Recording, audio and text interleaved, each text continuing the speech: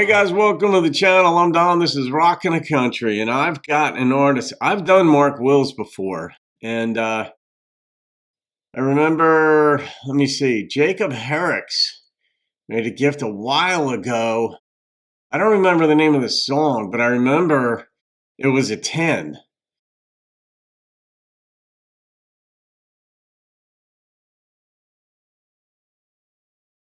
And I've done other songs of Mark's too, so this is a gift request of Derek Huckaby. So Derek, shout out to you, my friend. Derek's down there you're in Oklahoma, aren't you? I don't know where, I don't know why. Nah, I hope I have that right. Anyway, Jacob's Ladder, and you said this song is from the 90s.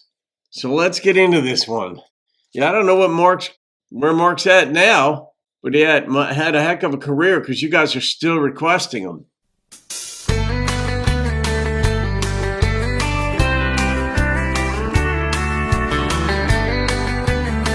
'90s, yep. Jacob was a dirt poor farm boy, raised at the fork in the road in a clapboard house.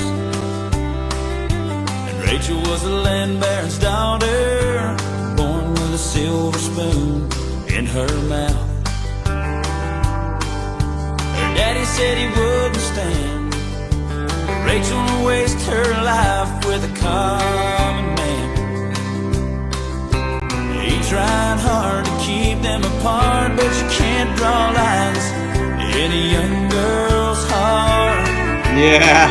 So late one night by the harvest moon, Jacob climbed a ladder up to Rachel's room. He knew his place, it was right beside her. Step by step up to her world, head over heels for a brown-eyed girl. And getting cold didn't seem to matter. It doesn't. 'Cause heaven was waiting at the top of Jacob's ladder.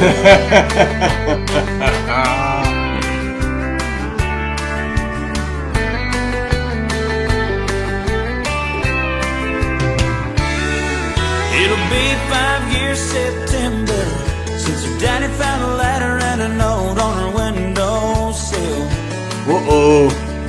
Swore he'd never forgive them.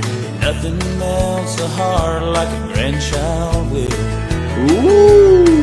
Now she climbs up on his knee, says, Grandpa, tell a story, the one about me. He thinks back and his eyes shine, says, listen, child, once upon a time. Late one night by the harvest moon, your daddy climbed the ladder to your mama's room. He knew his place, it was right beside her. Step by step up to her world, head over heels for my little girl. And here you are, that's all that matters. 'Cause heaven was waiting at the top of Jacob's ladder. Oh, and an angel was waiting at the top of Jacob's ladder. This could have been a Mother's Day song.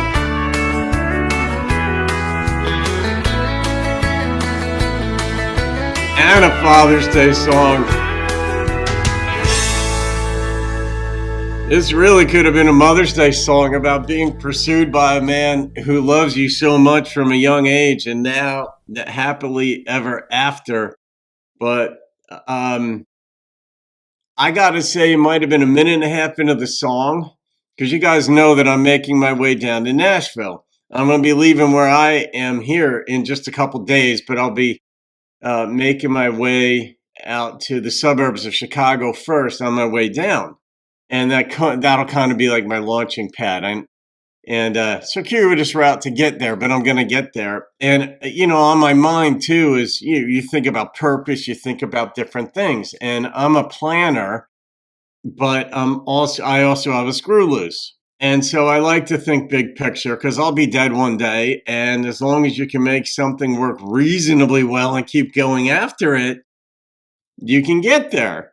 and or you have a shot at getting there, right? And so you live teetering on the edge, like you're on a chair leaning back on two legs. You don't know if you're going to fall over or catch yourself. But during this song, I was thinking about the theme of the channel is to get traditional country back into the mainstream. And I know I'm not the only one who thinks that. Most of you folks on the channel wish that. A lot of artists out there wish that. A lot of contemporary artists pay homage to the forerunners like George Jones and Loretta and folks like this. And yet the labels want the repeat drum loop and all. My thinking was, and then when you look at the country being so divided over politics, and then you can even get into the religious divides wherever they exist and whatever divides us. And the thought popped into my head that maybe we get unified around the fiddle. How crazy is that? But unified around the fiddle. In the South, definitely, because country music was more dominant in the South, probably still is, but in the North, a lot of folks love country, especially people who live in the country.